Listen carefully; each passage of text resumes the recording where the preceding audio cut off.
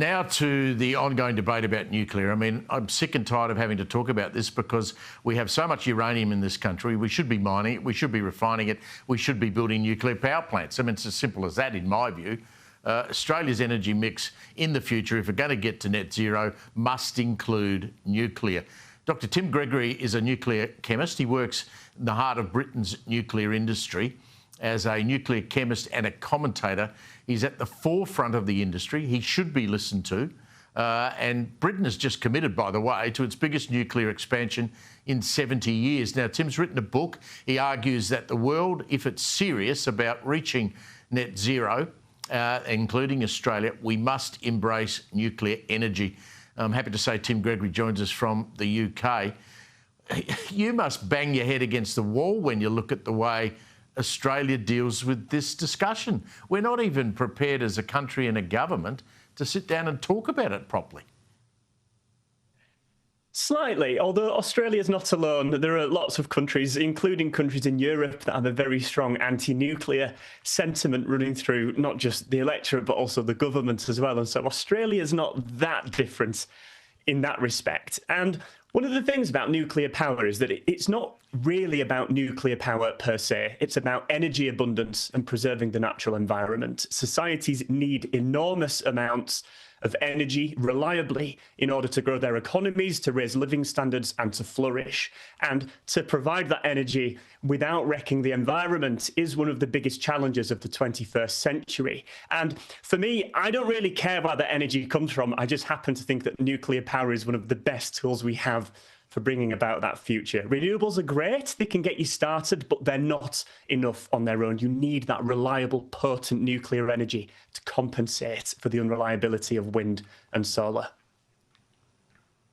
Like you, I'm agnostic. I mean, Australia's got a lot of sun, a fair bit of wind, we've got coal, we've got gas, and we've got uranium, and we've got water, but we don't have too many mountains. So, you know, hydro's not a big deal in this country, but can you understand why we have such a reluctance to go down this track? I mean, I just get a depressing feeling that it's never going to happen here. I mean, you've had nuclear power in the UK for a long time. So what's the new push? What's going to happen with these new nuclear push? So it was a fortnight ago that the British government announced that it's going to be building a new nuclear power station down in the south of England called Sizewell C. And it will take about 10 years to build. And there was a few raised eyebrows at the kind of timescale that it would take to build that. But it's a 3.2 gigawatt nuclear power station. It will provide about 10% of the UK's electricity. That's 10% from a single power station.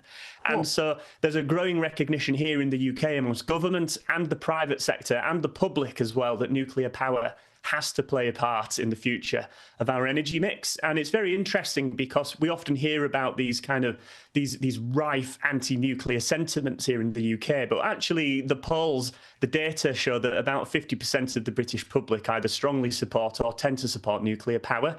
Fewer than 10% of people strongly oppose it. And so the data show it, and it's been my own experience going out there talking to people that not as many people are as anti-nuclear as you would think. It tends to be a very well organised and vocal minority of people.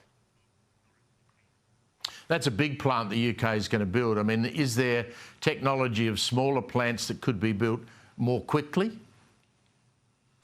Yes, so these small modular reactors are getting people very excited. These are, unlike the giant gigawatt scale traditional power stations are, as their name suggests, small. They're miniature. They can fit where no traditional power station could. And the modular part of these new reactors is key because the idea is that you could build upwards of 85% of the reactor on a factory line. And of course, we know from the history of industrialization that when you build things on a factory line and mass produce them, not only do timescales shrink, but so does the amount of money that you have to spend. And so the idea is that these small modular reactors can be rolled out at scale and at pace. And I envisage a future where not just in the UK, but around the world, every single small city, large towns has at least one small modular reactor, providing the electricity and the heat that those societies need to flourish. Well, Tim, let's hope your book causes a new debate in this country. Thanks for joining us tonight. By the way, Dr. Tim Gregory's pleasure. Thank you. Is called Going Nuclear. how the atom will save the world. You should get your hands on it. Tim, thank you very much for that.